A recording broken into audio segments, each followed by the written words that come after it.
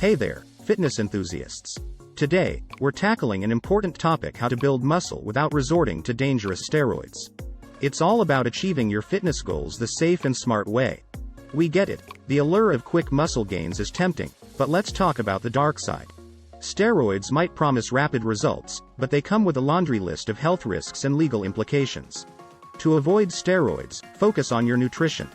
A well-balanced diet rich in lean protein, complex carbs, healthy fats, and plenty of veggies fuels muscle growth naturally. Engage in progressive resistance training, gradually increase weights and reps. This stimulates muscle growth over time without compromising your health. Don't underestimate the importance of rest and recovery. Muscles grow during downtime.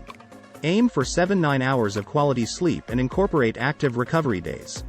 When it comes to supplements, opt for safe choices like whey protein, creatine, and BCAAs. Consult professionals before adding anything to your routine. Based on research by certified fitness trainers. Natural methods, like proper nutrition, consistent training, and adequate sleep, promote muscle growth sustainably.